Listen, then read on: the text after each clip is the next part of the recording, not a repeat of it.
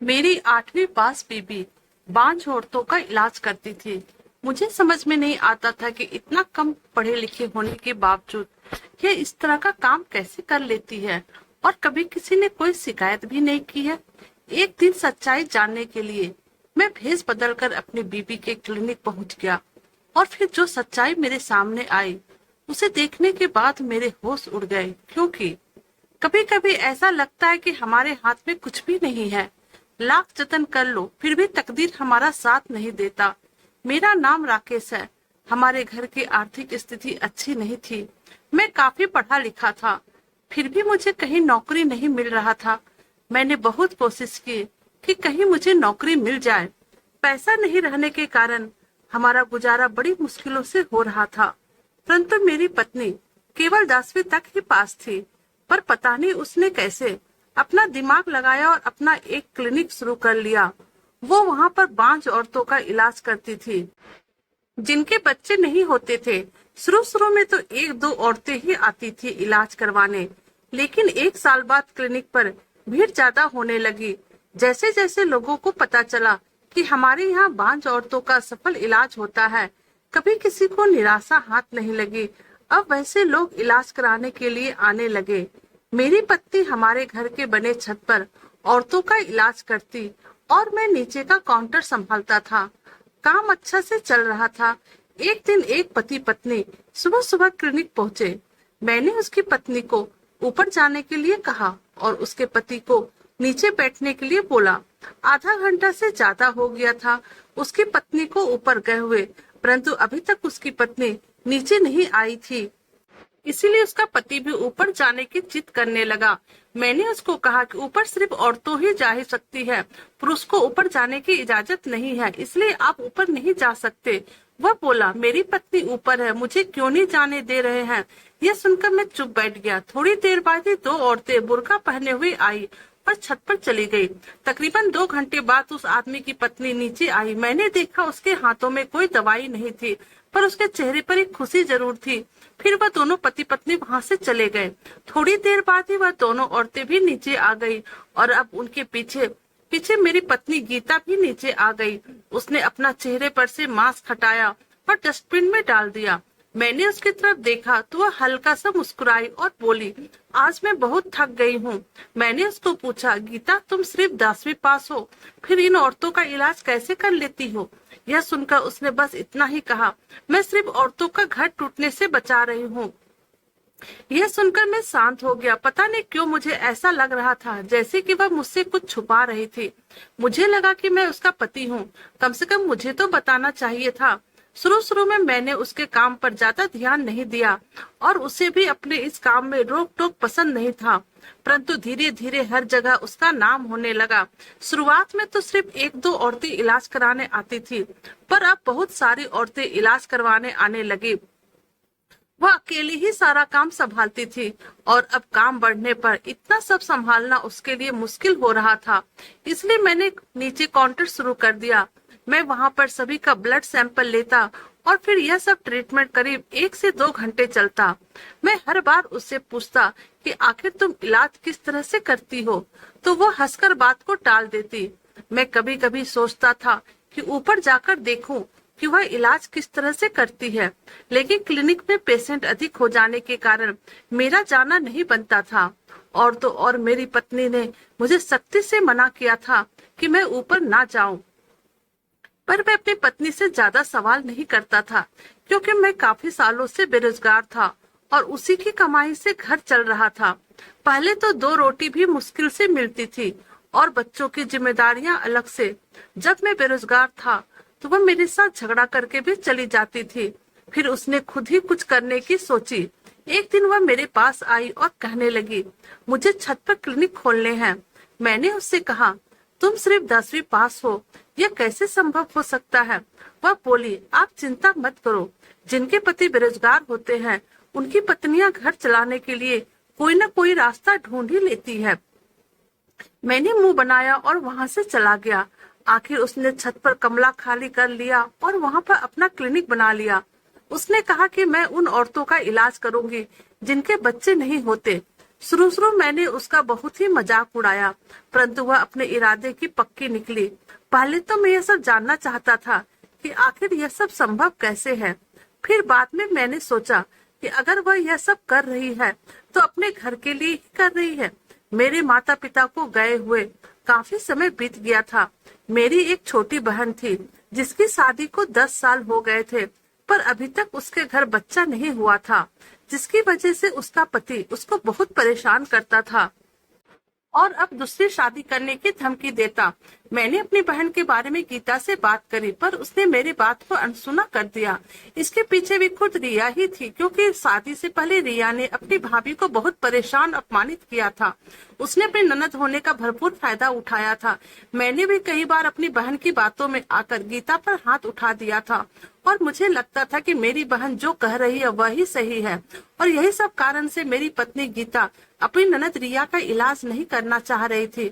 हम लोगों का काम अच्छा चल रहा था, जिस कारण से अब हमारे पास पैसे बहुत सारे आ गए थे, और कभी कभी मैं रात भर सोचता रहता था कि आखिर गीता यह इलाज कैसे करती है, और कभी कभी तो मुझे यह सब सोचने के कारण नींद भी नहीं आती थी। एक दिन एक बुजुर्ग आदमी आया। मैंने उसको नीचे सोफे पर बैठने के लिए कहा। थोड़ी देर बाद ही वह 2 औरतें बुर्के पहने आई, जो कि हमेशा आती रहती थी, और फिर मैंने उसे ऊपर भेज दिया। पता नहीं दोनों औरतों को क्या परेशानी थी जो वह गीता से दूर नहीं हो पा रहा था। वो हर रोज क्लिनिक आती और 3 से 4 घंटे ऊपर बिताने के बाद चली जाती थी।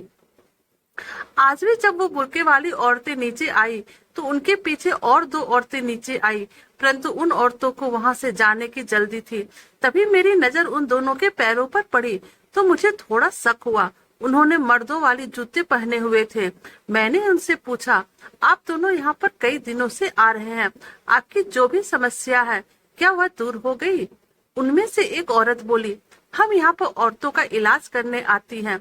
अब मेरी समझ में आ गया कि बांझ औरतों का इलाज ये दोनों औरतें करती थी, मेरी पत्नी नहीं। परंतु मुझे क्या लेना। आज फिर से मेरी बहन रिया का फोन आया और वह रोते हुए कहने लगी, भैया भाभी को कहो और उन्हें समझाओ कि मेरा भी इलाज करे, नहीं तो मेरा पति मुझे तलाक दे देगा। मैंने अपने पति को समझाने की बहुत कोशिश की, लेकिन वो मेरी बात नहीं मान रहे हैं। वो मुझसे कह रहे हैं, अगर तुम बच्चा नहीं दे सकती हो तो इसमें मैं क्या कर सकता हूँ, क्योंकि प्रॉब्लम तुम में है, मुझ में नहीं। मुझे तो अपना वंश आगे बढ़ाना है। मैंने बहुत समय तुम्हें दे दिया, परंतु तुम मुझे अभी तक बच्चा नहीं दे पाई। भैया आप भाभी को समझाइए कि वह मेरा इलाज कर दे, नहीं तो मेरा पति मुझे तलाक देकर दूसरी शादी कर लेगा। मैं भाभी से माफी मांगती हूँ। अब मैं आइंदा कभी भी भाभी को कुछ नहीं कहूंगी। भैया यह मेरी जिंदगी का सवाल है। रिया फोन पर बहुत ही रो रही थी। मैं रिया को कहा, तुम रो मत, मैं तुम्हारी भाभी को समझाने की कोशिश करता हूँ। और उसके बाद मैंने फोन रख दिया। जब सभी औरतें चली गई तो मैं भी छत पर चला गया। जैसे ही मैंने क्लिनिक का दरवाजा खोला और अंदर गया, गीता जोर जोर से चिल्लाने लगी और मुझे बाहर धक्का दे दिया। मुझे बहुत अजीब लगा और गुस्सा भी आया। फिर मैंने इन सब बातों को अनदेखा कर दिया और अपनी पत्नी से रिया के बारे में बात करने लगा। वह बोली, मैं आपकी बहन का इलाज नहीं कर सकती, आप उनको कहो कि किसी और अच्छे डॉक्टर से अपना इलाज करवा ले। अरे आखिर क्या बात है, तुम ऐसा क्यों कह रही हो? बिना कुछ कहे वह हंसी और वहां से चली गई। इस बात को लेकर कई दिनों तक मैंने अपनी पत्नी से बात नहीं की, परंतु उसके इस बात से कोई फर्क नहीं पड़ा, क्योंकि अब वह पैसा जो कमाने लग गई थी, अब उसकी नजर में मेरी कोई कीमत नहीं थी। कुछ दिनों बाद रिया रोते हुए घर आई और कहने लगी, भैया कुछ भी करो, भाभी को कहो मेरा इलाज करे। आज मेरे पति ने मुझे घर से निकाल दिया है और जल्दी तलाक देने वाला है। और आज यह बात गीता भी सुन रही थी, पर उसके ऊपर इन सब बातों का कोई असर नहीं हुआ। मैंने गीता के सामने हाथ जोड़ा कि रिया ने शादी से पहले जो भी तुम्हारे साथ बुरा व्यवहार किया उसके लिए मैं माफी मांगता हूँ, और अब तुम उसका इलाज कर दो, नहीं तो उसका पति उसको तलाक दे देगा। वह बोली, कोई बात नहीं, हम रिया की दूसरी शादी कर देंगे, परंतु मैं उसका इलाज नहीं कर सकती। मुझे गीता की बात सुनकर बहुत हैरानी हुई और मैं हताश होकर उसको देखता रहा कि आखिर गीता रिया का इलाज क्यों नहीं कर सकती है। फिर गीता बोली, यह मेरा इलाज है, इससे मैं अपने घर की औरतों का इलाज नहीं कर सकती। और फिर वह ऊपर क्लिनिक चली गई। कुछ दिनों बाद रिया का तलाक हो गया और वह हमारे घर आ गई। मुझे गीता पर बहुत ही गुस्सा आया और अब मुझे यह पता करना था कि उसने रिया का इलाज क्यों नहीं किया। अब तो रिया गीता से और भी नफरत करने लगी और बोली, भैया क्यों भाभी ने मेरा इलाज नहीं किया? मैंने भाभी से कितनी मेहनतें की और उनसे कितनी बार माफी मांगी। अगर वह मेरा इलाज कर देती तो आज मेरा घर नहीं टूटता, मेरा पति मुझे तलाक नहीं देता। मैंने कहा, मुझे कुछ समझ में नहीं आ रहा है, आखिर गीता ने तुम्हारा इलाज क्यों नहीं किया जब वो सारी बांझ औरतों का इलाज करती है? मुझे समझ में भी नहीं आ रहा है और कोई रास्ता भी नजर नहीं आ रहा है कि मैं तुम्हारा इलाज उससे करवा सकूं। रिया बोली, भाभी ने मेरा इलाज नहीं किया मतलब दाल में कुछ काला है। अब हमें पता लगाना पड़ेगा कि भाभी ने आखिर मेरा इलाज क्यों नहीं किया। हमें क्लिनिक पर आने वाली हर औरतों पे नजर रखनी पड़ेगी। और फिर एक दिन रिया ने मुझे बताया कि भाभी औरतों का इलाज नहीं कर रही है बल्कि उन्हें धोखा दे रही है। पर भैया, आपकी आंखों पर पट्टी बंधी हुई है क्योंकि आपको तो पैसे मिल रहे हैं। आपको यह नहीं दिख रहा है कि क्लिनिक में गलत काम हो रहा है? कल वह जो बुरके में दो औरतें आई थी, वह औरत नहीं बल्कि मर्द थे। जब आप ब्लड सैंपल लेने के लिए काउंटर पर होते हैं तभी वह औरतें आती हैं। और भाभी जरूर कोई बहुत बड़ी गेम खेल रही है। रिया ने जो भी मुझे बताया बिल्कुल सच था क्योंकि मुझे भी गीता पर शक हो रहा था। मैंने रिया से कहा, कल हम दोनों बुर्का पहनकर क्लिनिक के अंदर जाएंगे। दूसरे दिन फिर एक औरत बुर्का पहने हुए आई। मैंने उसे ऊपर जाने दिया और उसके पति को नीचे बैठने के लिए कहा। फिर मैंने रिया को फोन करके बुला लिया और हम दोनों भी बुर्का पहनकर ऊपर पहुंच गए। गीता का क्लिनिक बहुत बड़ा और बहुत ही सुंदर हो गया था। इलाज करवाने आई हुई औरतें ऊपर शांत बैठी हुई थी। जब हम दोनों अंदर गए तो गीता को लगा कि हम वही औरतें हैं जो इलाज कराने आती हैं। गीता बोली, अच्छा किया तुम दोनों जल्दी आ गई। यह फाइल लो और इस पर सभी पेशेंट का नाम लिखो जिसका ब्लड ग्रुप बी पॉजिटिव है और उसको बी पॉजिटिव वाला बच्चा ही देना।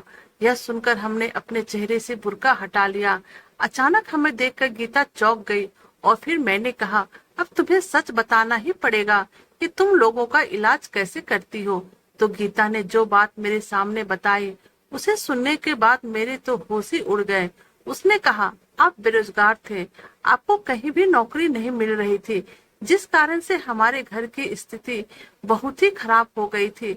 मैं बच्चों को और गरीब वाली स्थिति में नहीं देख सकती थी। मुझसे उसका दुख देखा नहीं जा रहा था। मुझे समझ में नहीं आ रहा था कि क्या काम करूं जिससे हमारे पास पैसे आए और हमारे बच्चे का पालन पोषण ठीक से हो जाए। तभी मेरी दो सहेलियां मुझसे मिली और मैंने उनको अपनी सारी प्रॉब्लम बताई। उनमें से एक का खुद का हॉस्पिटल है और दूसरी एनजीओ चलाती है जहां अनाथ बच्चों को संभाला जाता है। के माँ बाप बच्चों को कचरे के ढेर में फेंक जाते हैं, वह उन बच्चों का इलाज करके उस एनजीओ में दे देती है। हमारे समाज में जब किसी औरत को बच्चा नहीं होता है तो उसका पति दूसरी शादी कर लेता है या फिर आपसी रजामंदी से बच्चा गोद ले लेता है। हम उन जैसे लोगों का घर बर्बाद होने से बचा रहे हैं। जब भी कोई औरत इलाज करवाने आती है तो मैं उन्हें साफ साफ बता देती हूँ कि यहाँ कोई इलाज नहीं होता है और मैं कोई इलाज नहीं करती हूँ, पर आपको बच्चा जरूर मिलेगा। मैं उस औरतों उसके पति का ब्लड सैंपल ले लेती हूँ। 9 महीने बाद उसी ब्लड ग्रुप का बच्चा उन्हें दे देती हूँ और मैं उन औरतों को समझा देती हूँ कि घर जाकर हफ्ते के 15 दिन बाद ऐसे नाटक करे जैसे कि वह माँ बनने वाली है और प्रेगनेंसी के सारे टेस्ट हम उन्हें बता देते। टाइम टाइम पर मेरी सहेली अपने अस्पताल से नकली रिपोर्ट बनाकर दे देती थी। उन औरतों के घर वाले और पति को बिल्कुल भी शक ना हो। मेरे डॉक्टर दोस्त उन औरतों को 7वें महीने में कुछ ऐसी दवाइयां देती जिससे उनका पेट फूलने लगता था और ऐसा लगता कि जैसे वह सच में मां बनने वाली है और उन्हें ज्यादा से ज्यादा खाने के लिए बोल देती ताकि शरीर प्रेग्नेंट औरतों की तरह दिखे। इस तरह औरतों के घर वालों को बिल्कुल भी शक नहीं होता और जब 9वां महीना हो जाता तो मेरी दोस्त हॉस्पिटल में पहले से ही एनजीओ से बच्चा मंगवाकर उन औरतों को दे देती थी। अनाथ बच्चों को माता पिता का प्यार और एक अच्छा घर मिल जाता और किसी के घर टूटने से भी बच जाता, क्योंकि जिन औरतों के बच्चे नहीं होते उनके घर वाले उन्हें तलाक दे देते और उन्हें छोड़ देते हैं और दूसरी शादी कर लेते हैं। मैंने रिया का इलाज इसीलिए नहीं किया कि कहीं उसे पता न लग जाए।